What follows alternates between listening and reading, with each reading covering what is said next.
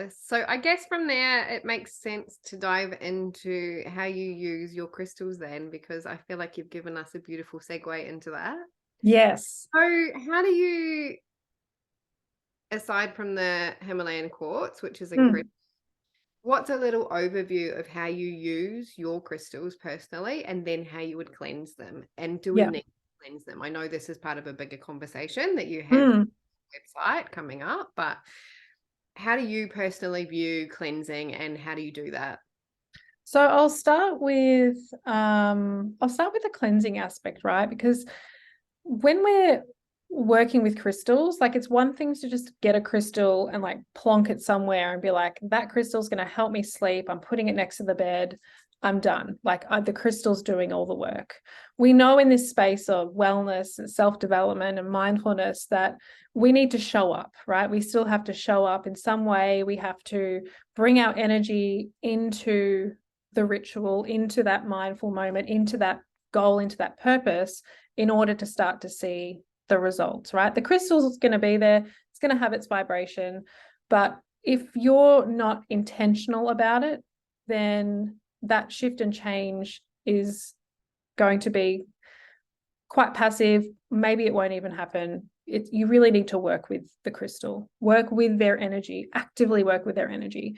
So when it comes to the cleansing aspect, there's two parts to it. One, what we're doing is we're clearing any energetic cords or any vibrations that might be attached to that crystal from previous people that have worked with it. But we're also resetting our own energy, resetting our own mind, like wiping the whiteboard, getting really clear and focused on our intention.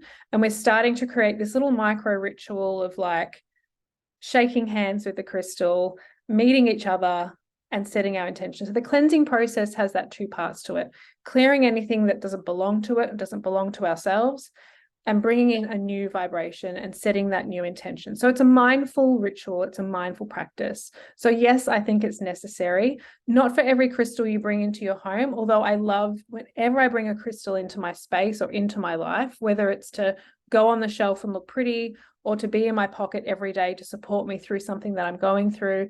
I love to go through that process of cleansing it, making it mine, feeling into how I want that crystal to help, or just welcoming it into my space. So you can do it in so many different ways. You can sit out in the sun, let the rays of the sun enter the crystal, touch your skin. And that's a really beautiful way of cleansing the stone. You can take it out into the ocean, cleanse it underwater, use sound. What I love to ask people is, when do you feel cleansed? What do you do? What's that moment where you're like, what are you doing? Are you in the shower? Are you diving in the ocean? Are you sitting out in the sun? Are you playing music? Like, what is it that you're doing? And lean into that. It's got to feel good for you, right? If a habit or a ritual doesn't feel aligned with what makes you feel good, then it's not the right one. So lean into that. For me, it's sun or sage. I love to burn sage. I always get that lightness whenever I do that. I love that. Can I just interject there a little bit? What I love about that so much, Stacey, is what I'm about is, I suppose, permission to choose and do what's right for you instead of Mm-hmm. following rules and traditions and rituals and things Yeah. just Yep. because it's been passed down to you. And this relates to every aspect of health, right? With the food you eat, the crystals you choose, what have you. I love that you've given us such tangible advice and permission for you to do what works for you. And the only other question I would ask perhaps is, so that's cleansing when you first get a crystal. There's a lot of talk about cleansing under the full moon or like regular cleansing. Mm-hmm. Again, I know this is part of a bigger conversation, but what's your view on that?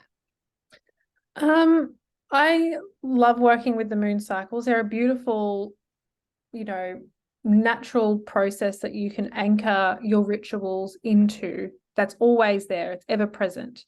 It's a nice call to action by the universe, by our solar system, of a new beginning, of change, of release.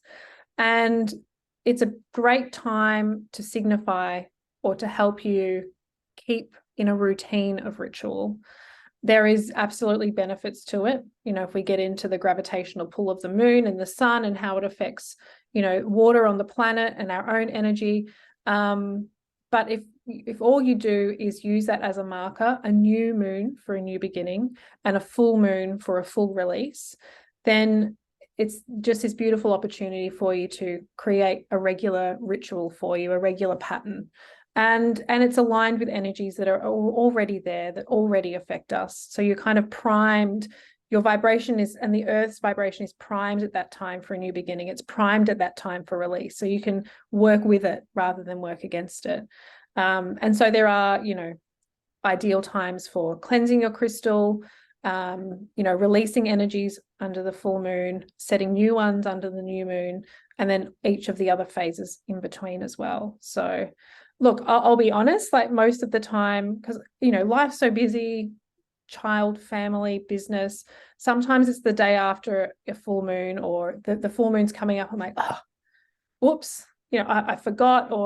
But again, it's that permission to be like, that wasn't the one for me. I'm going to make it Tuesday this week because that's when I have free time. So go with, again, have permission, do it when it feels right for you, and don't feel like you have to stick to a certain ritual or routine. It's got to slip into your life somewhat seamlessly. It's going to be uncomfortable at the start whenever you start something new, right? Because it's change, it's out of your comfort zone. But once you get into that rhythm, it should feel good to you. But yeah, I love working with the moon. Love it. It's that different adventure. And again, it's balance, not perfection, right? Choose what works for you, layer it on. Maybe you want to start doing just welcoming it into your home, and then you might get to the point where you're looking to the moon or whatnot. I think it's next minute you've got a bonfire down at the beach, you've got your girlfriends, you've got a drum. Lean into it, go with it. All right, so that was cleansing. How about how you use it personally? I mean, I think you gave us a snippet really of how you use your crystal. Say you're setting an intention for your Himalayan quartz, but is there any other ways that you like to use your crystals personally?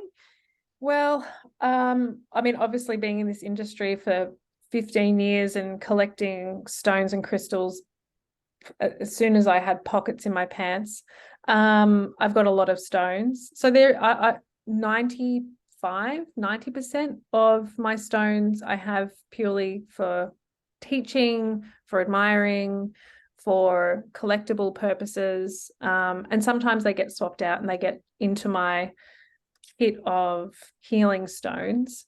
So I've got those. And then my healing stones are a very selected group of crystals that I work with for their energetic properties for myself and for my clients if I'm doing a Reiki or crystal session with them. And I work with the stones either by simply having it on me, having that intention that I set with that stone and carrying it with me, or keeping it somewhere intentional next to the bed, on my desk, at a certain place of the house.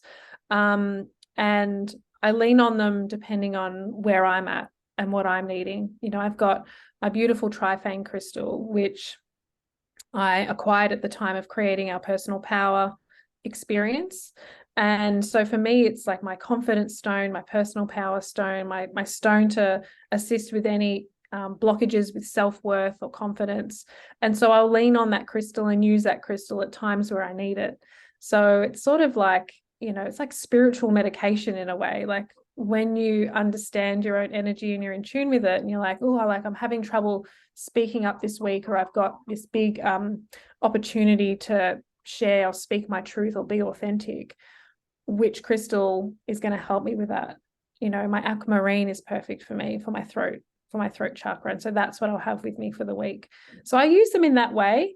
And every month, the beginning of the month, although sometimes it's halfway through by the time I get around to it, I create a crystal grid in my office and in my bedroom at my home. And that's a huge part of my crystal mindful practice, is creating those grids for myself and setting really big intentions and overarching energies that I want to be experiencing at that time, whether it's for me, for the business, for my family, and even out further than that as well. Wow, that is so exciting. I cannot wait to talk about crystal grids, and thank you for all of that incredible information. I think what I love about what you're saying is, again, it's do what works for you. So you're choosing the crystals that align with you, you're placing them around. So they're reminders of the intention you set with them, but then Yeah. also sometimes you'll carry them around with you and feel that vibration and working Yep. with